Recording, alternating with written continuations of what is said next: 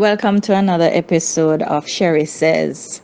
And this is a season when I have been unraveling the tapestry of what has come together to make me uniquely me. So today we're going to talk about the journey to Spain. Now, there are many persons who, having met me and grown to know me, have it's hard to avoid knowing that I lived and studied in Spain.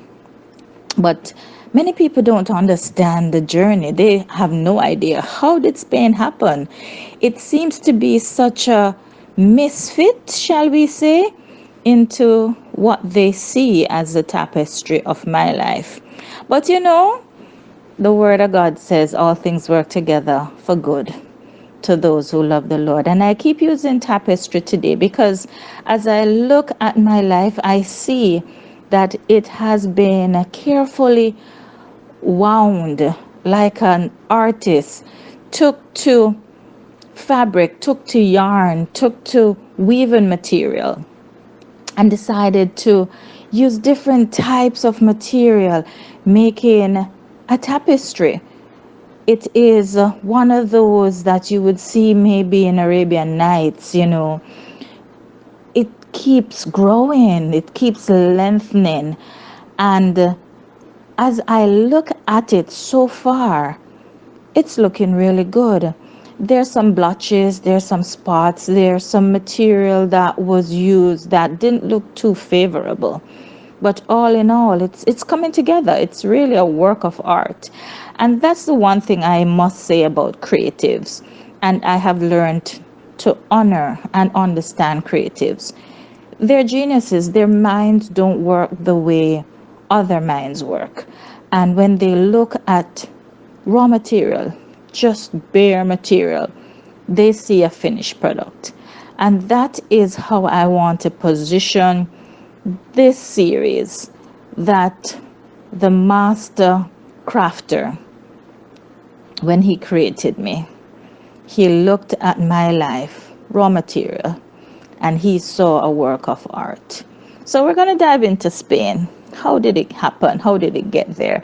In various presentations, you will hear me talking about Made Pade, my host family, life in Spain, how I learned Spanish, various bits and pieces of Spanish life.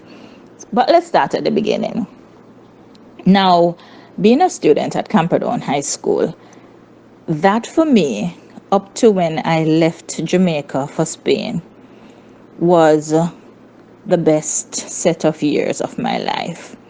Now, interestingly, when I did the common entrance, I was 10 years old. That was a time when you got 3 chances if you were born later down in the year. So I had 3 chances. I did my first, and y'all know my mother by now. And she was very annoyed, upset, mad, livid when at 10 years old I did not pass my first chance for the common entrance.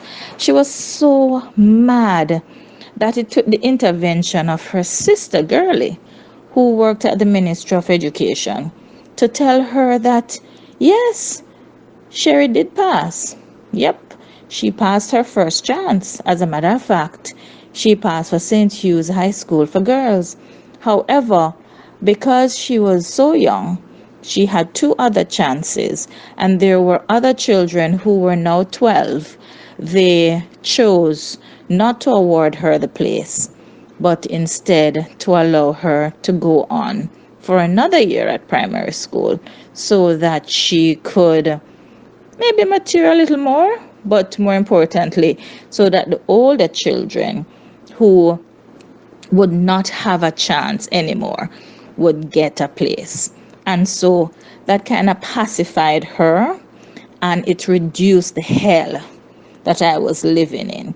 So it was no longer that I did not pass my first chance. It was that I was so young, it was awarded to somebody else, and I was given the privilege to remain at primary school. Now, with that being said, I skipped grade 4. So I got to grade 5 at age 10, and at age 11, I'm heading into grade 6. Now, grade 6 was really, really difficult, rough, but somehow I made it through. I had a teacher who, for some reason, her name slips me right now, but yeah, it was a very good rough experience, if that makes sense. However, up on doing my common entrance in grade 6, feeling very confident, knowing that I had passed already, I was awarded a place at Camperdown High School. And the question came right away to everybody's lips: Camper what? Huh? Who? Where? Never heard of it. And of course, I was just happy. I was happy. I passed my common entrance. I was going to a school in town, and I'm happy. Of course, my mother and her cohorts were far from happy. Nobody knew about Camperdown. Nobody had ever heard about it. Nobody even believed it was a place for me to be.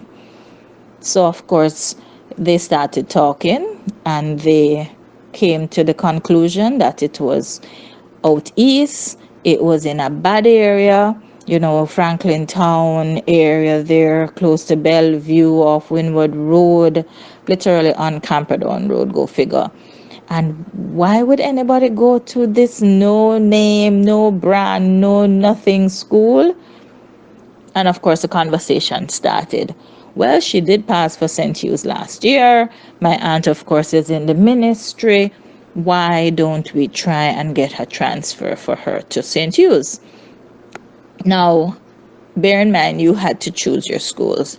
And I had put St. Hugh's on there the second time. Can't remember what were my other choices.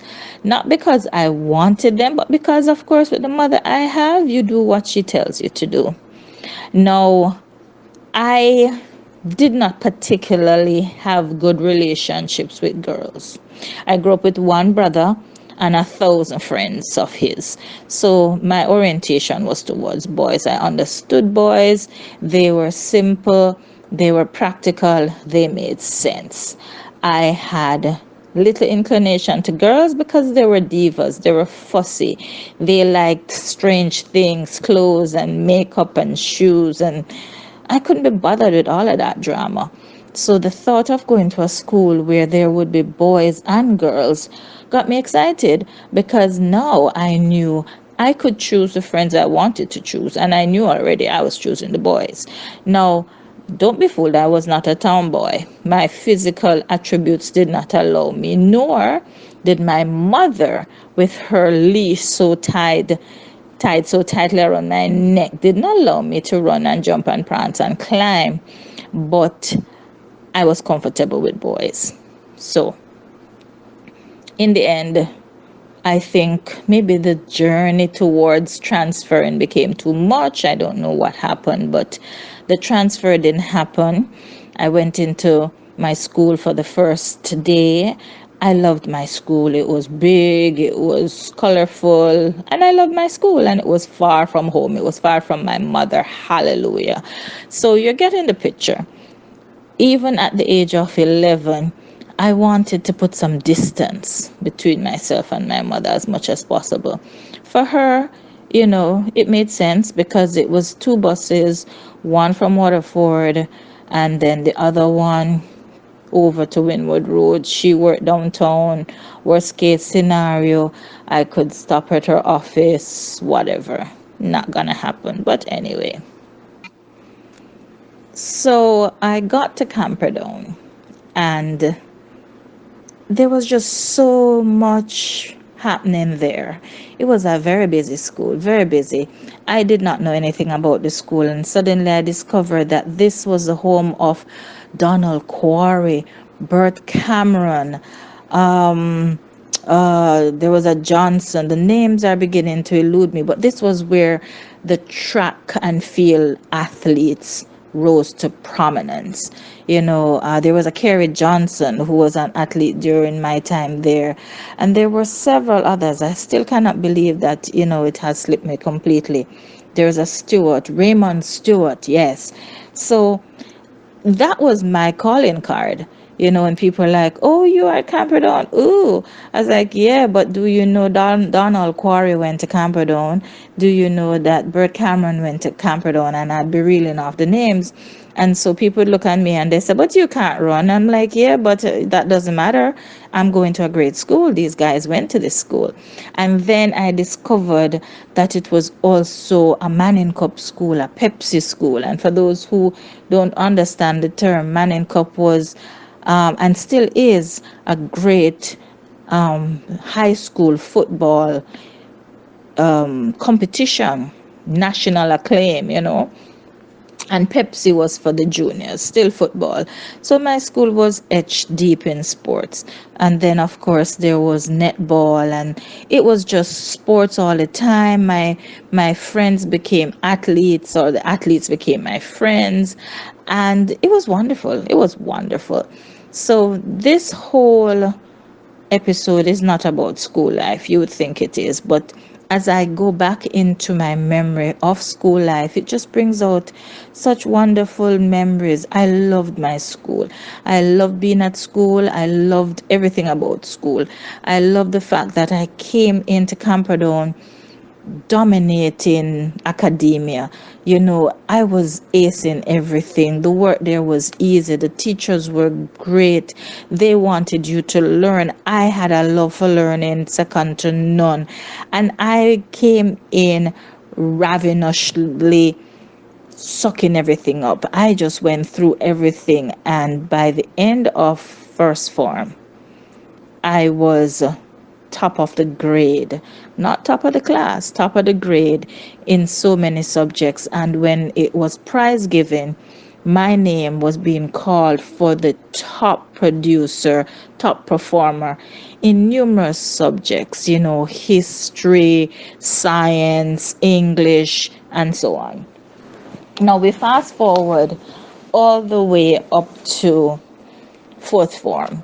Another time we'll talk about life at Camperdown, because that in itself was a very important part of shaping my current reality. Now in fifth form, that was the year for Gilbert. That was one of the most tumultuous years in my life. But before we get to fifth form, between third and fourth form, there was a teacher, and she started CASI, Camperdown Association for Social Interaction, where she handpicked some students. I think she handpicked some students who she wanted to develop a certain level of finesse and breathing and acumen that would have us fit into the likes of the Alpha Academy and the Queen School. And basically the thought was our students were not cultured enough. So she started this association, and we were trained in etiquette and poise and how to walk like a lady and all these wonderful things. And she selected some students who were sent to AFS, intercultural programs, for student exchange, intercultural opportunities abroad. And so between third and fourth form, I saw some of my upper school colleagues going off. I remember this girl who went to Sweden, never even heard of the place, and she had come back, I think, during me entering fifth form, and I was just in awe. She came back and went to upper six, and the idea was oh my goodness, amazing for me to even imagine an opportunity like that could come to me. So she went off, she did Sweden, she came back she came back, well, we won't talk about her, but she came back very mature, she came back very calm, very sedate, very womanly. And you could obviously see a change in her persona. And I was like, wow, Sweden must be an amazing place. But in between that, we got some exchange teachers. I got Mr. Bolt from somewhere in the UK, and I also got Miss Jones. Miss Jones was an amazing teacher. She taught the sciences, could have been biology. Mr. Bolt was a chemistry teacher, and the man was brilliant. However, we as students, you're having your good times. You're not seeing it so much as an opportunity to engage them. Well, not we, my other colleagues, but for myself, I was really seeking out Miss Jones. Because I was so interested in South Wales, where she was from, and Europe. And, we also during that time had received a student from France, Marie Allah. Never forgot her, and we're still in touch. And just talking about Europe and their lives and how different it was, and watching them integrate and all of that, it just brought a buzz to me. And so when I was selected along with Rodriguez, Paul Rodriguez, wonder where he is now, to do the interview for AFS, I was over the moon. And so we went, and to everybody's surprise, of a score between 1 to 5, where 5 being the top score, I was the only one who scored 5. And so with me scoring 5, I could choose wherever in the world I could go. And that year they were sending to 13 countries, several in Europe, in the Americas, in South America. And I knew right away that I would be migrating eventually, and this was nothing I was looking forward to Canada. And so I needed to go see the rest of the world before I went to Canada, before I went into this bondage type situation, which is how I saw it. And so I chose Belgium. My goodness, the idea of Belgium just blew my mind. I had an interaction with someone from Belgium, and I was just loving it. And so I chose Belgium. I chose to go to the French side because I knew I'd be migrating to Canada, and it would be useful to be bilingual. So already I was excellent in English. I wanted French. And that was the very same year Hurricane Gilbert hit, disrupted life. That was also the year my father came, totally unexpected, announced to me that the filing was complete, and considering that he was already in Jamaica, he would take me back with him to Canada.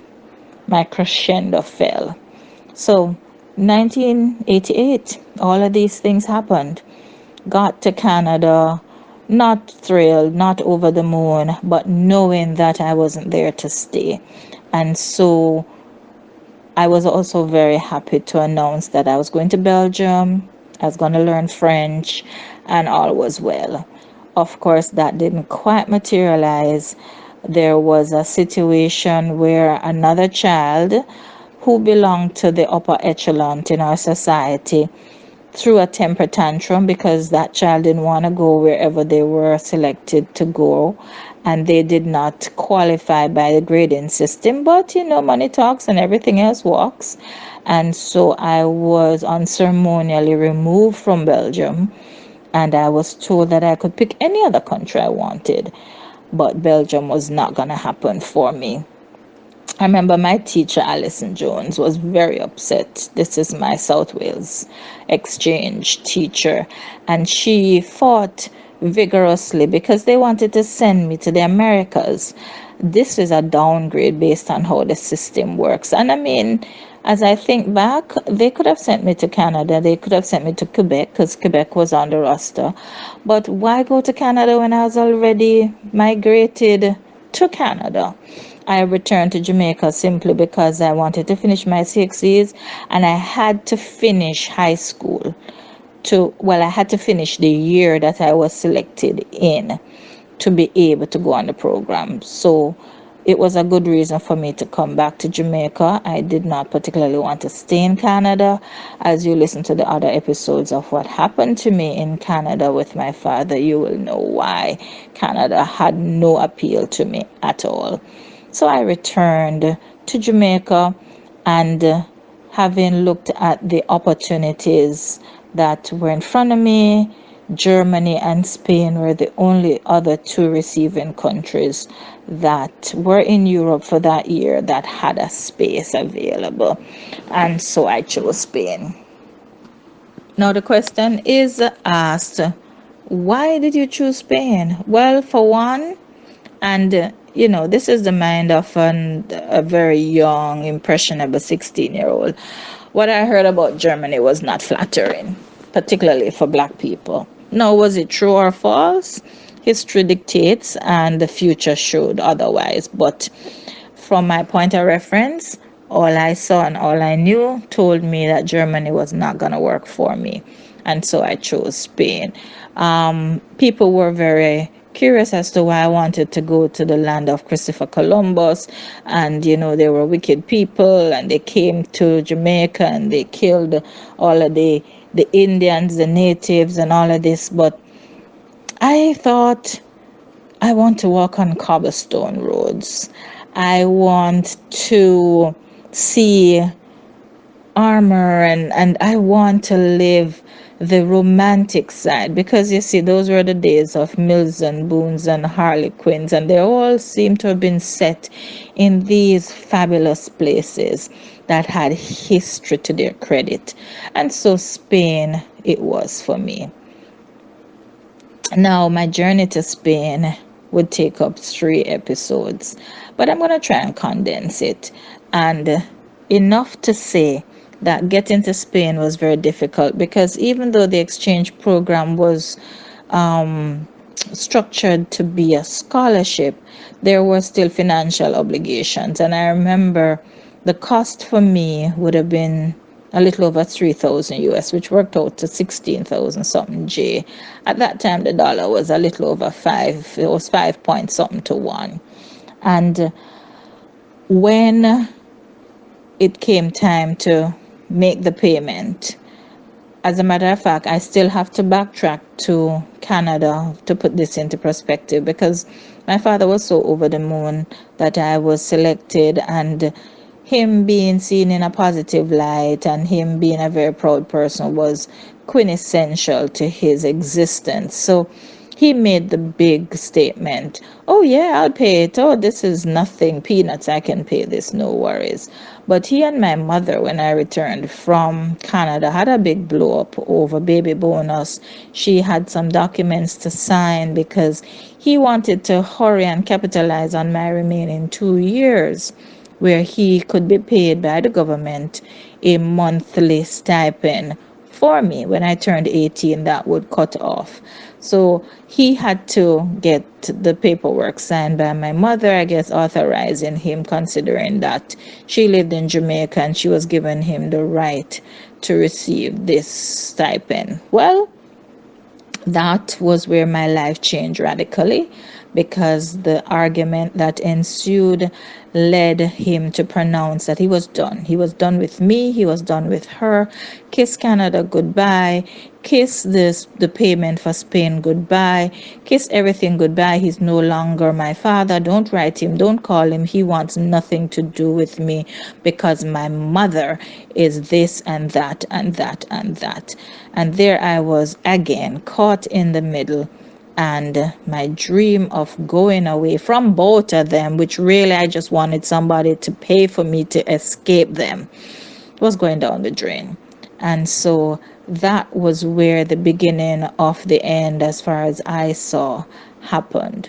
But of course, after I cry my tears and after all of that, I get up and I look again and say, what can happen? And there was an amazing gentleman, Mr. Earl Wright. He was my mother's partner at the time. Wonderful man. Still don't know what he saw in her, but I mean, hey, what can I tell you? No matter how bad you are, there's always somebody who wants to think that there is hope for you. And that was Mr. Wright.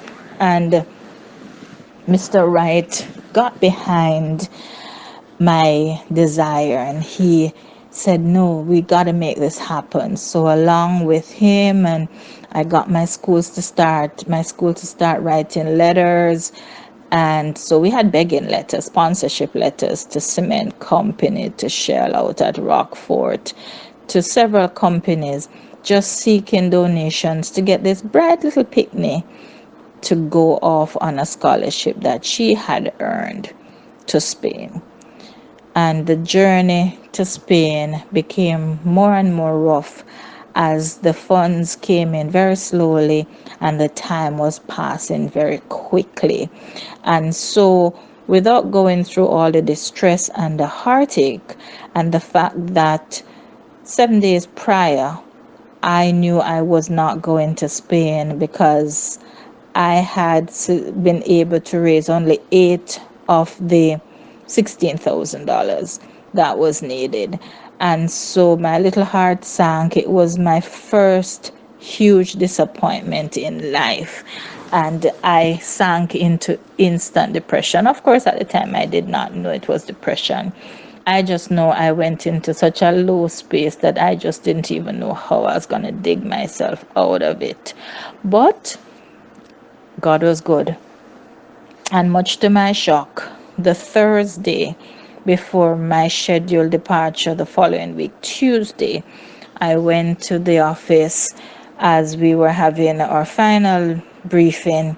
And even though I know I wasn't going, somehow I went anyway. I went to the office. I was with other people who were chit-chatting. I mean, these guys were all well-to-do, upper crust Jamaican families who finding the money was a no-brainer. It happened, and the kids knew they were going. They had no participation in this. They just had to turn up and be teenagers. I, on the other hand, I was so laden down with grief, and I found myself a little corner, sat in it, and ironically, when most persons had left and afternoon had rolled around, Judy Myrie, the program coordinator, came out, saw me sitting there, and she said, "Chan, what are you doing sitting here? I didn't know you were here. Why didn't you come into the office? We need to talk, and I need to hand you over your ticket and your travel documents." And I'm like, "What?" And I was very aggressive at that time. I said, "Don't joke with me, you know." And she's like, "What do you mean?" Because she didn't know that I didn't know that I was going. So she said, no, your tickets are here. You are going." And I said, "But Judy, don't joke. Why? How?" And she's like, "Well, come into the office." And that's when she explained that a benefactor, somebody who wanted to remain anonymous, had put up the money, the other $8,000 for me to go. And so the Thursday before the scheduled flight, the following Tuesday, is when all of my distress turned to glee and I was off to Spain. Now, if you want to hear a little bit more about this encounter, this wonderful time, the best year in my life for many, many years, you're going to have to come right back to this spot, Sheri says, and I will continue to unravel what it took to become a fluent speaker of Spanish, a speaker of Catalan, and of course to create an understanding of Italian, Portuguese, and French, all from living en Barcelona, Spain, para un año. Bueno, ha sido un placer y espero que dentro de poco nos reunimos una vez más y así podéis disfrutar conmigo un poco más de lo que es Sheri Says. Ciao for now.